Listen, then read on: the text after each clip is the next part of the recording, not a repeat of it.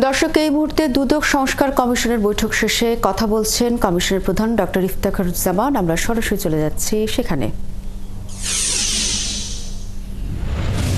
থেকে আসা অপারেশনে আসেন, তাদের হাতে ধারণা অনুযায়ী, অভিজ্ঞতা অনুযায়ী, গবেষণা অনুযায়ী দুদক এক ধরনের জিম্মি অবস্থায় আছে। একদিক থেকে রাজনৈতিক প্রভাব, অন্যদিক থেকে আমলাতান্ত্রিক প্রভাব। এই জিম্মি দশার মধ্যে দুদকের যারা অন্য কর্মী আছেন তাদের কর্মক্ষমতা, কর্মদক্ষতা, বিকাশ সেটা যেরকম প্রতিরোধ হয়, অন্যদিক থেকে আবার এই সুযোগে কিন্তু দুদকের অভ্যন্তরীণ দুর্নীতির সুযোগ সৃষ্টি হয় এবং সেটি দেখা দরকার। কাজে আমরা পুরো প্রাতিষ্ঠানিক অবকাঠামোকে একটু ঢেলে সাজানো বা ঢেলে সাজানোর প্রয়োজন আছে কিনা সেটা আমরা দেখবো, কমিশনের পক্ষ থেকে দেখা হবে। এটি দ্বিতীয় বিষয় একটু, এবং এর সাথে পাশাপাশি উচ্চ পর্যায়ের দুর্নীতি সহ সার্বিকভাবে বাংলাদেশের দুর্নীতি প্রতিরোধে কি করণীয়। শুধুমাত্র আইনের সংস্কার, প্রাতিষ্ঠানিক সংস্কারের মাধ্যমে দুর্নীতি নিয়ন্ত্রণ করা যাবে সেটি ভাবা ঠিক নয়।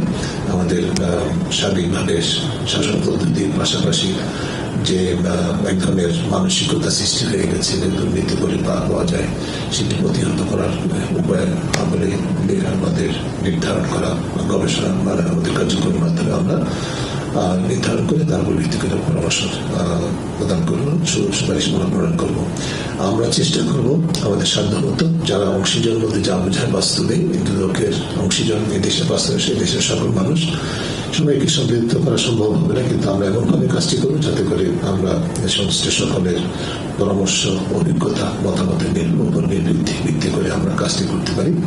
দুদকের সাথে যারা সরাসরি সম্পৃক্ত বর্তমানে আগে ছিলেন, এই ধরনের যারা ব্যক্তিবর্গ আছেন তাদের অভিজ্ঞতার বিষয়গুলো আমরা দেখার চেষ্টা করব।